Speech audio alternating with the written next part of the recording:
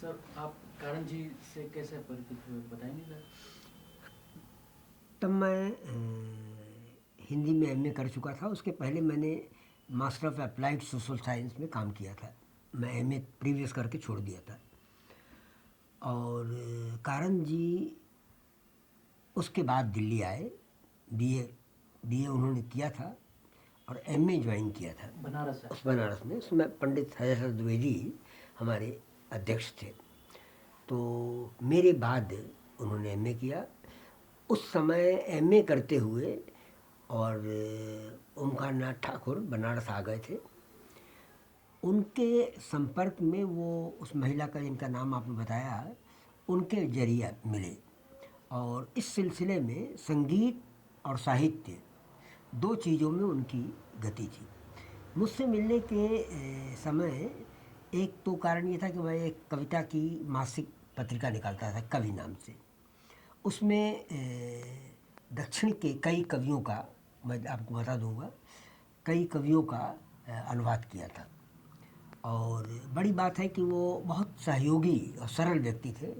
चटाई बिछा देते थे और चटाई में बैठ कर के हम लोग डिस्पैच करते थे, कवि के अंक भेजते थे और वे खुद बताते थे कि इनको भेजिए, इनको भेजिए, ये इसमें आपकी मदद करेंगे। तो मेरा उनसे कवि के नाते संपर्क रहा। एमए करते समय उनके मन में मैं नाटक के प्रति था, तो अपना पिछला इतिहास मुझे बता रहे थे कि मैंने कहाँ कहाँ काम किया, क्यों मैं मैसूर से भागा, ये सब उन्होंने मुझे बताया था। उसके बाद ये कहा था कि आर्थिक स्थिति मेरी ऐसी नहीं थी कि मैं अपनी पढ़ाई वहाँ पूरी कर सकूँ। और एक तो आर्थिक स्थिति थी, दूसरे परिवार में इनके ऐसा कोई व्यक्ति नहीं था जो इनके कौशल को, चाहे वो संगीत का हो चाहे नाटक का हो, उसको बढ़ावा दे सके। तो इसलिए वो किसी व्यक्ति ने इनसे कहा कि अगर तुम पूरे भारत को जानना चाहते हो तो तुम भारत में बनारस जाओ। तो बनारस आए और उस समय बनारस एक सांस्कृतिक केंद्र था। और ऐसे भी बनारस छोटा भारत है। आपको केरल के लोगों की अलग बस्ती मिल जाएगी, मराठी के लोगों की अलग बस्ती मिल जाएगी, नेपालियों की अलग बस्ती है। आज नेपाल के जो राजनीतिक कार्यकर्ता है वो सब भी ऐसे में पड़े हुए। और 3 विश्वविद्यालय थे बनारस में। काशी विद्यापीठ से मैंने एमएएस किया था, तो मैं उसको जानता। तो बाद में मेरी वजह से कारंत बनारस के एक एक हिस्से में घूमते रहे। जब मैंने इनकी रुचि देखी तो मैंने भारतेंदु का मकान इनको दिखाया। और भारतेंदु के मकान में वो बड़ी एक एक चीज़ पूछते रहे। तो फिर मेरे पास एक ब्रजरत्न दास की किताब थी, वो मैंने इनको दी कि भारतेंदु के परिवार में कौन कौन लोग थे और भारतेंदु के जन्मदिन पर उनकी पुस्तकों का एक प्रदर्शनी लगाते थे। तो उसको इन्होंने ध्यान से देखा। उसके बाद फिर हम सब लोगों ने मिल करके उनको कहा कि आप खुद जब जानते हैं तो स्टेज कीजिए। के नाटकों के बारे में बनारस में 2 चीज़ें होती थी। एक तो भारतेंदु जी वैष्णव भक्त थे और वैष्णव होने के नाते जो रास लीला लगाई जाती है उसको भारतेंदु ने खुद स्टेज किया था और कई जगह वो स्टेज में आए थे। तो इन सारी चीज़ों को उनसे बात हुई, मैंने और कुंवर जी ने उनकी इस माने में मदद की। फिर प्रसाद जी के बारे में बात हुई, तो प्रसाद जी का घर दिखाया उनको। आपको भी नहीं दिखाया होगा उन्होंने, वाचस्पति जानते थे लेकिन उन्होंने आश्चर्य नहीं दिखाया। प्रसाद जी वाला घर दिखाया। और प्रसाद जी के घर में उनके नाटक के बारे में ये कहा जाता था कि वो पठनीय है, पढ़ा जा सकता है, उसको स्टेज नहीं किया जा सकता। तो ये बात कारंत को बुरी लगी। उनका ये हो नहीं सकता है। और उस समय से ही वो प्रसाद और प्रेम और भारतेंदु के नाटकों के बारे में सोचते हैं। तो अंधेर नगरी, चौपट राजा, दिल्ली में भी उन्होंने किया और प्रसाद के ध्रुव सामनी को उन्होंने वहाँ किया। उनकी आर्थिक स्थिति मैं अनुमान लगा सकता हूँ कि वो केरल से या कहीं से चटाई मंगवाते थे। उनके बगल में एक चटाई हरदम रहती थी, तो उसे वो बेचते थे। उससे जो पैसे आते थे उससे वो अपनी पढ़ाई का काम करते थे। शायद द्विवेदी जी ने उनकी फीस माफ़ करवा दी थी। यानी ऐसी स्थिति में थे कि उनको परिवार की, और परिवार नहीं आया था जब वो एमए कर रहे थे, उस समय तक परिवार नहीं था। जब वो एमए कर चुके और ये एमफिल के लिए उन्होंने ये सब्जेक्ट लिया था, रिदम इन मॉडर्न पोइट्री। तो रिदम का अनेक रूप उन्होंने देखा कि कविता में भी एक लय होती है, लेकिन वो मीटर के अधीन होती है। जैसे आप कवित्व पढ़िए, उझक उझक पद कंजन के पंजन पे, तो वो उस मीटर का रिद्म है। और एक रिद्म होता है जो फ्री वर्स कहा जाता है, तो उसमें नाटक की भूमिका अधिक रहती है। तो भारतेंदु पर और प्रसाद पर काम करते हुए उन्होंने इस तरह से लय पर काम किया।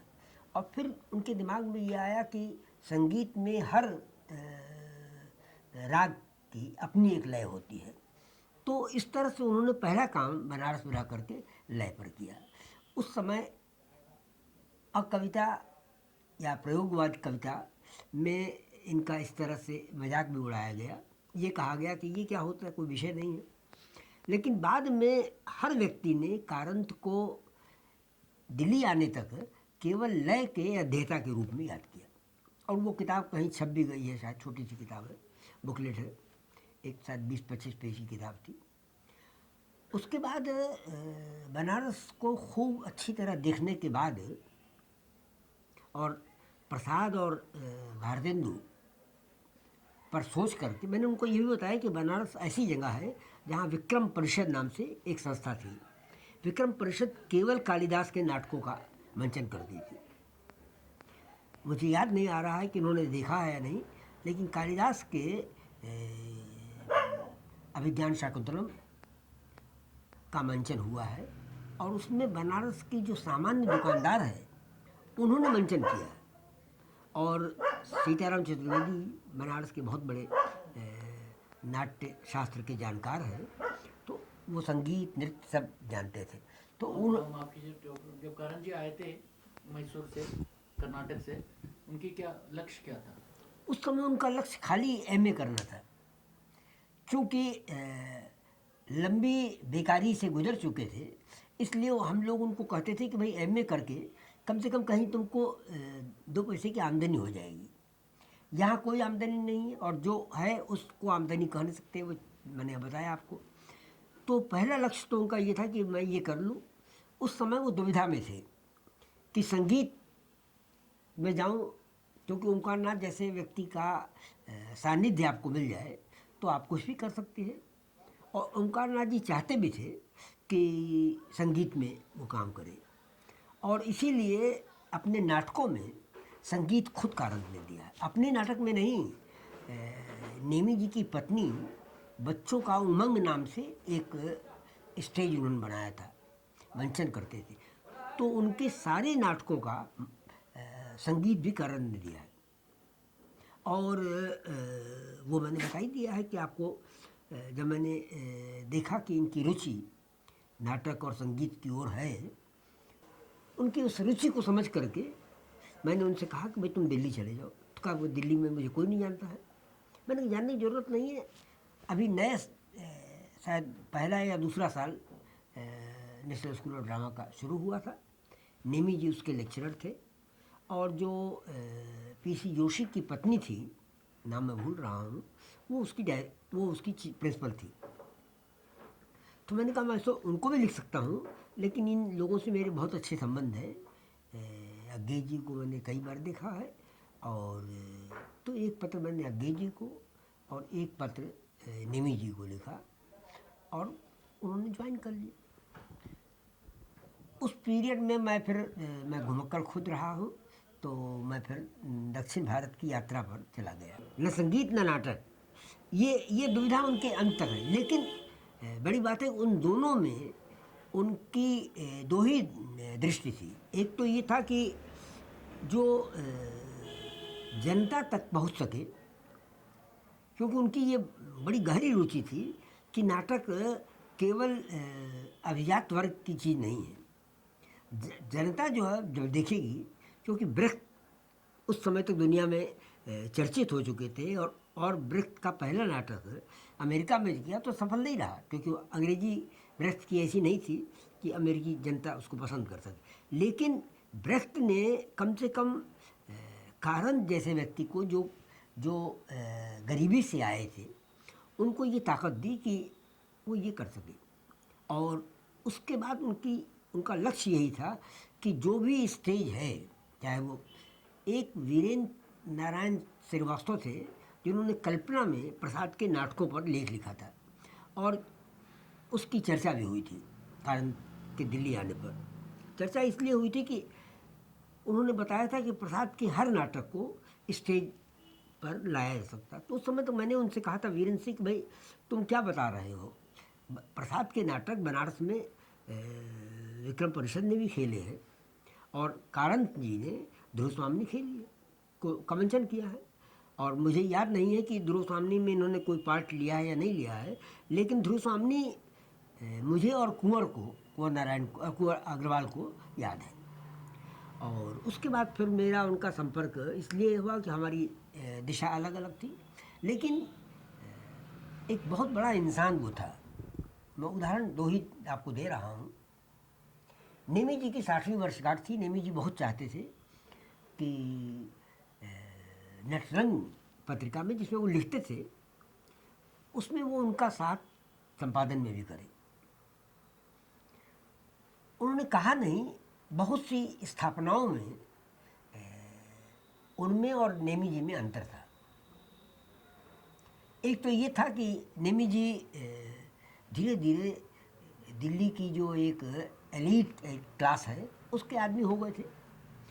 ये बात उस व्यक्ति ने कही नहीं, लेकिन जब 60वीं वर्षगांठ पर नेमी जी ने ये शिकायत की कि मैं चाहता था कि ये मेरे साथ मंचन में आए, मेरे साथ नटरंग में आए, तो उस व्यक्ति ने मंच से दो ही बात कही। एक तो ये कि दिल्ली मेरे लिए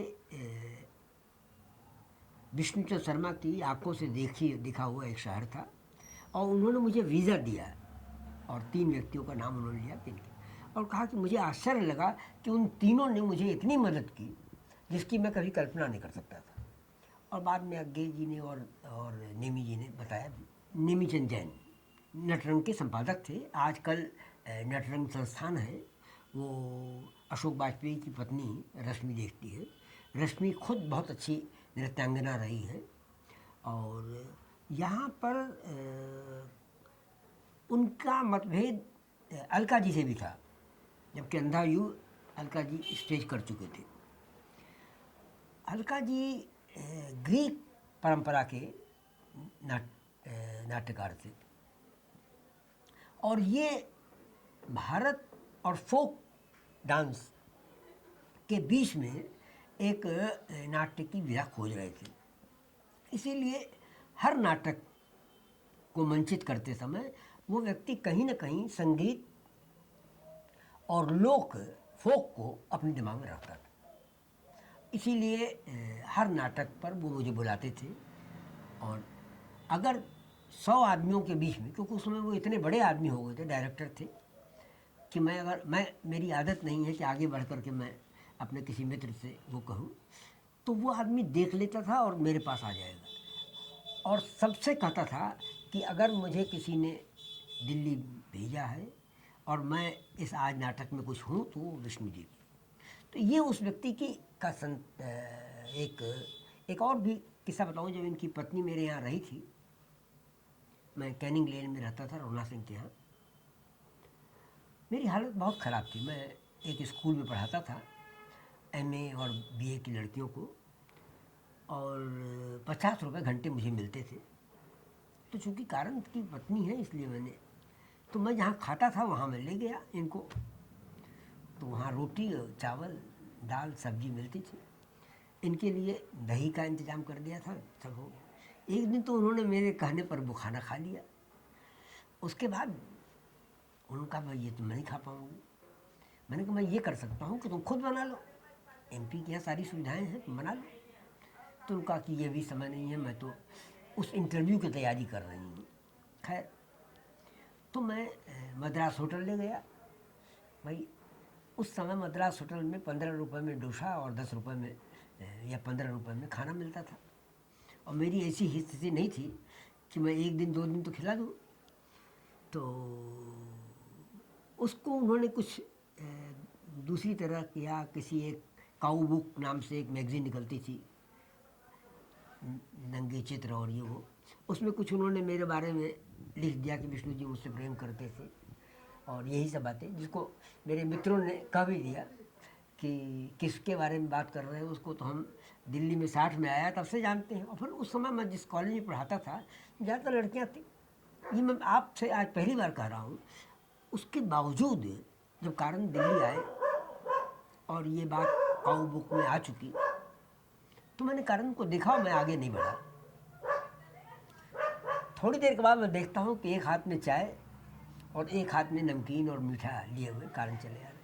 उनके पीछे पीछे उनकी पत्नी भी आ रही है। तो मेरी आंखें भर आई। सही बात ना हो, मैंने कहा कि ये कारण की उदारता है। और उस समय तक वो घटना घट चुकी थी और वो जेल हुआ थे, क्योंकि यहाँ से वो भोपाल गए।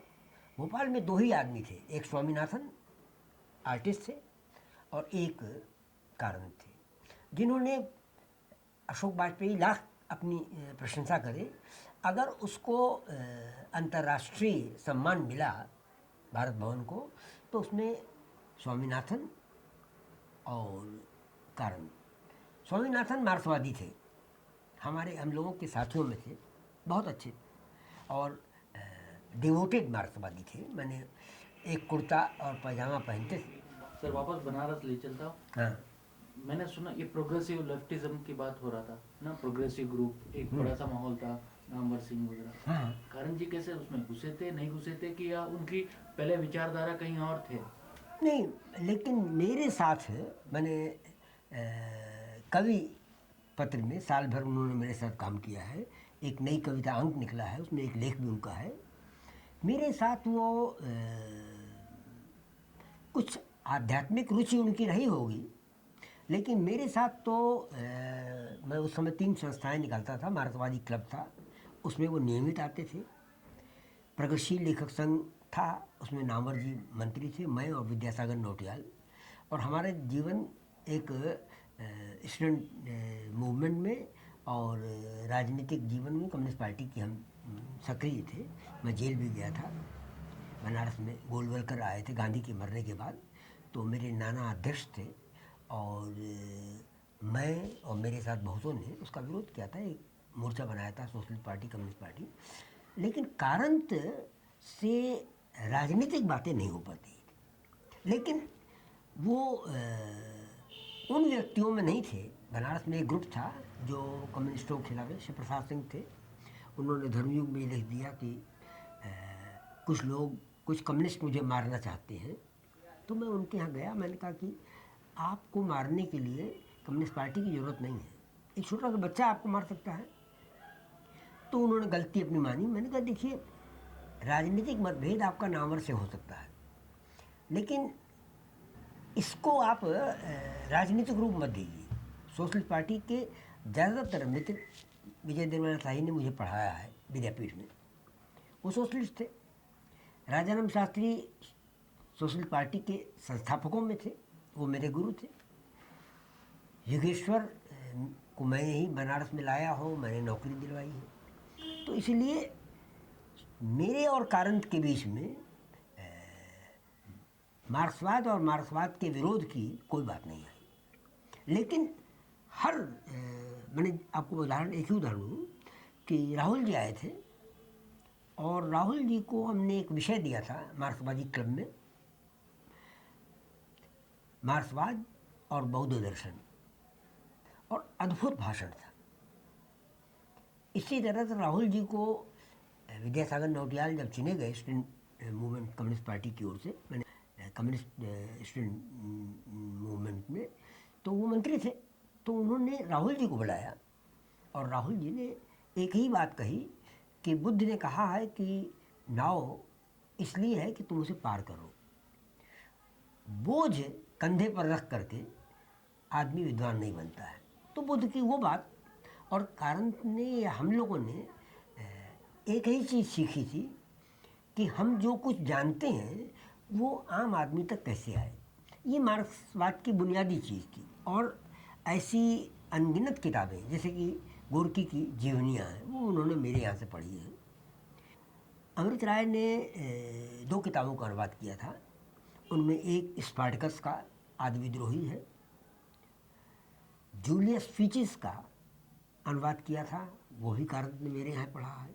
तो इसलिए कारंत में अद्भुत जिज्ञासा थी, यानी हिंदुस्तान का भोजपुर इलाका किस तरह सोचता है और उनकी बुनियादी समस्याएं क्या है, ये कारंत के मन की भीतरी ताकत थी। और उस टाइम पे आपको मैंने सुना है कि वो कुछ संघ परिवार कभी मिलते थे कारण जी से, संघ परिवार वाले। मेरे तो परिचय में नहीं है, मेरे परिचय में नहीं है। और उस समय संघ परिवार, मैंने आपको उदाहरण एक ही दिया कि गोलवलकर बनारस जब आए थे और मैं विद्यापीठ का विद्यार्थी था, उस समय कारंत नहीं आए थे, और ने विजय देवर शाही लोकगीतकार रागी के साथ मिल करके हमने विरोध किया था। और कमिश्नर जरूर आरएसएस से संबंधित था, लेकिन कारंत ने मुझसे कभी नहीं कहा। उन्होंने ऑटोबायोग्राफी में लिखा है कि उनकी कार्यकर्ताओं ने आते थे प्रेशराइज करने के लिए ना? नहीं, तो वो उसकी वजह यह है कि तुलसी घाट से लेकर के और आपका ये भदैनी तक कम्युनिस्ट पार्टी धीरे धीरे आई है उस एरिया में। ब्रिजेश राय एकमात्र थे जिन्होंने वहाँ पर काम किया है, लेकिन वो एरिया कट्टर सनातनी ब्राह्मणों का इलाका था। तो निश्चित है कि उस जगह से आरएसएस के ही लोग आए। उस समय आरएसएस सक्रिय नहीं था, लेकिन यह है कि शाखा लग रही है तो उसमें चले गए। लेकिन जहाँ तक मेरी जानकारी है वो आरएसएस के करीब कभी नहीं रहे। संबंध देखिए, अब आप मेरे यहाँ आए हैं, मैंने तो आपसे राजनीति नहीं पूछी, इनसे भी नहीं पूछा। तो आप मेरे यहाँ बहुत से लोग जनसंघ के हैं, आरएसएस के हैं, बीजेपी के हैं, लेकिन वो जानते हैं कि मैं क्या हूँ। तो उसी तरह से कारंत की रुचि संगीत के नाते अगर कोई आदमी आ गया और उनसे बातचीत करने लगे और बाद में पता लगा कि वो आरएसएस का है, तो वो केवल ये सोचते थे कि ये आदमी संगीत, साहित्य, कला में रुचि रखता है। और बीएचयू में एक संघ परिवार का एक बहुत बड़ा आरएसएस का केंद्र था।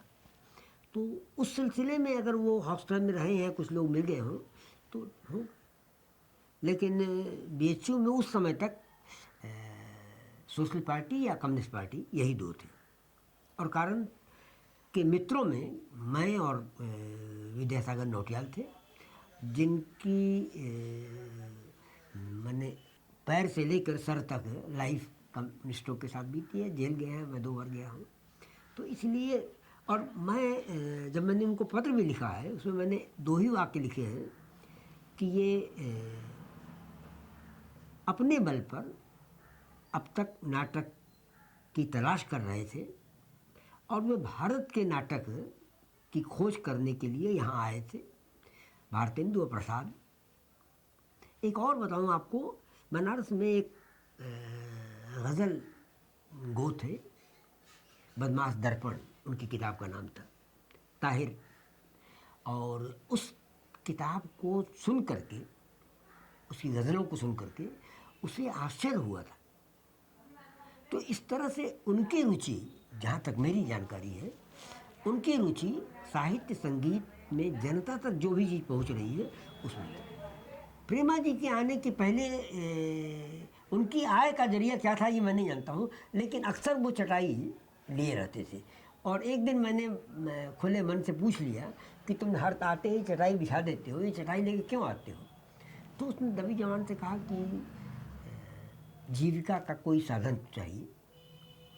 बाद में कुछ ट्यूशन भी करने लगे थे, मैंने विजय मोहन सिंह और इन लोगों के ज़रिए कुछ ट्यूशन को मिल गई थी, लेकिन उसके बारे में मैं डिटेल में नहीं जानता हूँ। विजय मोहन सिंह कुछ बता सकते थे। विजय मोहन सिंह इस समय वसुंधरा में है, आप उनसे और अशोक वाजपेयी से बात कर लें। तो कहाँ रहते थे प्रेमाजी और कारण जी वहाँ बनारस में? वो घाट, वो मानसरोवर बताया उन्होंने जो है, वो तुलसी घाट के बगल में है और वहीं रहते थे। एक कमरा था, उसी में बगल में किचन था और किचन से ही गंगा का पूरा दृश्य दिखाई देता था। कारण तो मेरी अपनी दृष्टि में अगर वो जीवित रहते और समय, तो वो हिंदुस्तान के वृक्ष होते और उनकी रुचि या नाटक में जो भी उन्होंने काम किया है वो यही था कि हर बार वो ऐसा प्रयोग करते थे कि जनता कैसे हमारे साथ जुड़ सके। और अलका जी को वो इसीलिए पसंद करते थे, अंधायुग का मंचन उन्होंने बहुत अच्छा किया था और हाय बदन में कारंत के सारे प्रयोग जो थे वो माने आप हिंदुस्तान को अगर मूर्ति की भाषा में देखें तो अजंता से लेकर के खजुराहो तक, कश्मीर से लेकर के इन्हीं मूर्तियों में जो अभिरुचि है, मैंने डॉक्टर भगवत शरण उपाध्याय ने कहा है कि ये पत्थरों में महाकाव्य है। तो आप उस पत्थरों के महाकाव्य को स्टेज में कैसे लाया जाए, ये केवल कारंत ने किया है और कारंत की ताकत भी यही है।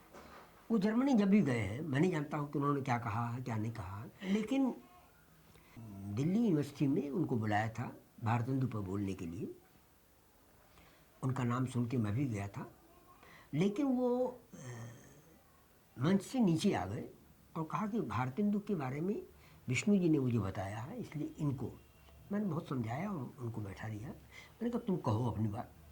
तो उसने भी वहाँ भी यही कहा कि भारतेंदु एक नहीं है, भारतेंदु कवि हैं, संपादक हैं, नाटककार हैं और नाटक के साथ साथ खुद डायरेक्टर हैं। इसलिए भारतेंदु के इतने रूप हैं और कहा कि ये सब मैं विष्णु जी के माध्यम से जान सका, क्योंकि वो रास करते थे और अक्सर रास में वो खुद नृत्य करते हुए आते थे। और अभी मैंने कुंवर जी के जरिए जो जानकारी ली कि वैष्णव होते हुए भी भोजपुरी में कुछ संवाद उन्होंने लिखे हैं। बनारस की भाषा को काशिका कहते हैं, तो काशिका में कुछ ऐसे संवाद हैं जो वैष्णव संप्रदाय पर व्यंग्य है, बहुत तीखा व्यंग्य है। मैंने कुंवर से कहा, कुंवर जी से, मेरे क्लास फेलो हैं, अभी मैं गया था बनारस, मैंने उनसे कहा कि इसको एडिट कर दो और ये सारे संदर्भ दे दो। क्योंकि बनारस में दो संप्रदाय थे, एक शैव एक वैष्णव। और एक अंदरूनी बात आपको और बताऊं, वैष्णव मठ में तुलसीदास को तो जगह मिल गई थी, तुलसीदास वहीं रह करके एक छोटी सी कोठरी है बनारस में वैष्णव मठ की, जहाँ जाके उन्होंने विनय पत्रिका लिखी है। तो दो संप्रदायों में झगड़ा न हो इसलिए उन्होंने विनय पत्रिका लिखने के बाद, ये लीजेंड है, दंत कथा है कि तुलसीदास ने विनय पत्रिका शिव के मंदिर में जाके चढ़ाई और शिव ने उनको आशीर्वाद दिया तब। ऐसे भी विनय पत्रिका का की जो वंदना है वो शिव की ही है। तो बनारस में शैव और वैष्णवों में ऐसे ही झगड़ा है जैसे आज बीजेपी और कम्युनिस्ट पार्टी में। इतना ही मतभेद था, आपस में गाली गलौज चलती थी और सब वो छंदोबद्ध छोटी बुक किताबों में आता था। लेकिन कारंत दक्षिण से आने के बावजूद वे कभी मंदिर गए हों या कभी उन्होंने किसी, क्योंकि गज़लें उन्होंने बहुत पढ़ी, बहुत तरन्नुम से गज़ल, क्योंकि केदारनाथ सिंह और इन सब के साथ गज़लों में ही ज़्यादातर बात होती थी गज़लों के बारे में। तो इसलिए मुझे नहीं लगता है कि उनका कहीं से भी कोई सेक्युलर लाइफ के अलावा कोई उनकी लाइफ रहे।